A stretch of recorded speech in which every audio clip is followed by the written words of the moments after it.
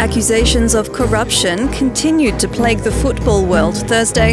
The president of Paris Saint-Germain, Nasser Al-Khelaifi, has been acquitted for a second time following accusations of involvement in bribery and criminal mismanagement in the awarding of World Cup broadcast rights.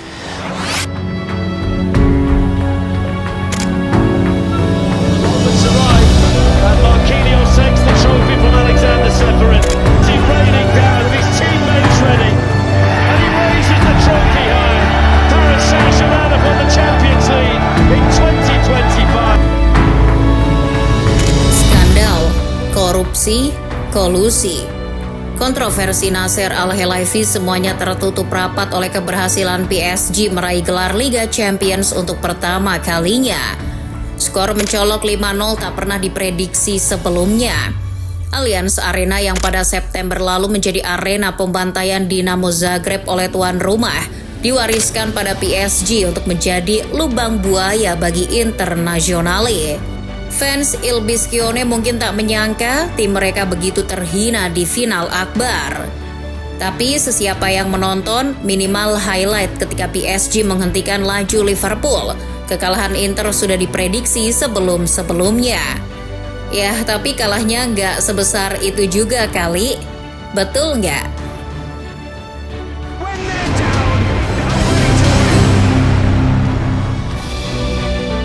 Baru kali ini sebuah tim kalah di final Liga Champions dengan defisit 5 gol. Inter mestinya WO usai PSG mencetak 1 gol. Setidaknya dengan WO, wakil Italia itu nggak akan sememalukan ini. Paling tidak, mereka tidak akan dicap tim paling buruk di final Liga Champions. Karena Inter memilih sok kuat, sok tangguh, padahal rapuh seperti seorang laki-laki yang diputusin pacarnya, ya makin-makinlah tersiksa. 4 gol tambahan tercipta usai bek-bek Inter kena gendam Achraf Hakimi. Yann Sommer, kiper yang katanya jago itu jadi terlihat perlu ditatar lagi oleh Agus Murad. Sayangnya tak ada aksi-aksi heroik Gianluigi Donnarumma di laga itu seperti yang biasa terlihat di pertandingan-pertandingan sebelumnya. Bukan karena main jelek, tapi memang tak ada ancaman berarti ke gawangnya. Lah coba ngana pikir, sepanjang 90 menit Inter cuma melepas 2 tembakan ke arah gawang. Bayangkan, rukun Islam aja ada 5 loh. Kemenangan ini menunjukkan bahwa prediksi-prediksi di luaran sana termasuk starting 11 benar. Mimin harap kamu sudah nonton videonya. Kalau enggak ya, sungguh terlalu. Kita lanjut ya. Sebelum laga, superkomputer Opta lebih dulu menebak kalau Labene Yamata akan kalah di partai final. Kans Inter memenangkan gelar di Munchen hanya 43,4% menurut mereka. Sebelum ini, superkomputer Opta kerap tidak tepat memprediksi Inter. Misalnya ketika mereka memprediksi Inter akan kalah dari Barcelona, tapi nyatanya Barca yang tersingkir di semifinal. Tapi kali ini prediksi superkomputer Opta tepat. Berarti kita bisa mengimani prediksi-prediksi tadi.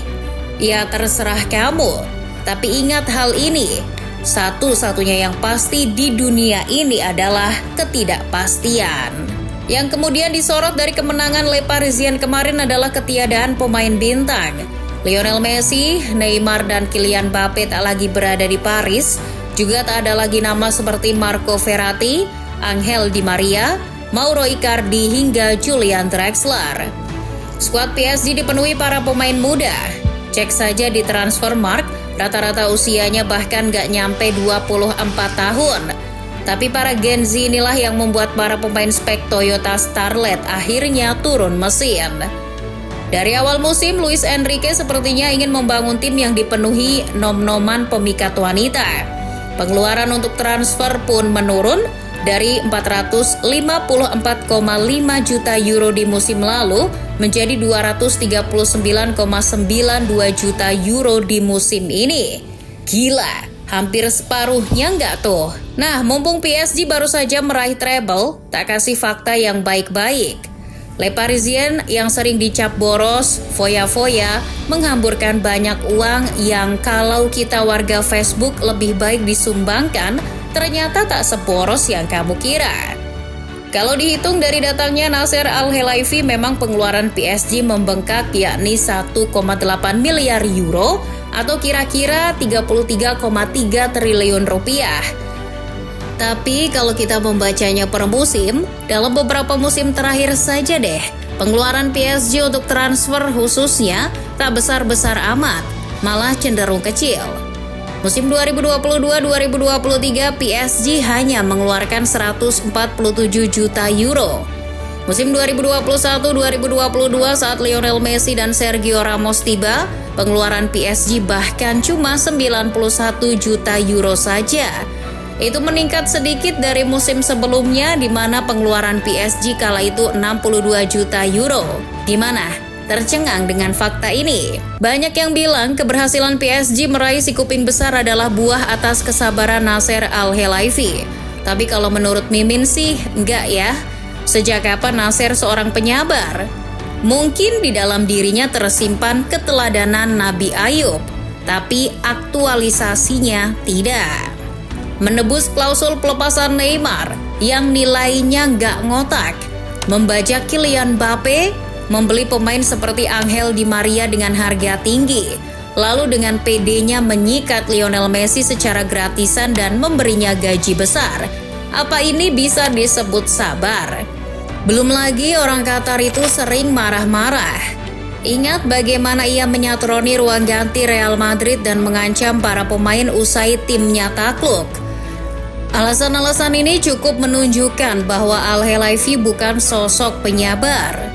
Daripada menyebut kemenangan ini buah kesabaran Nasser, lebih tepat menyebutnya sebagai buah kesadarannya.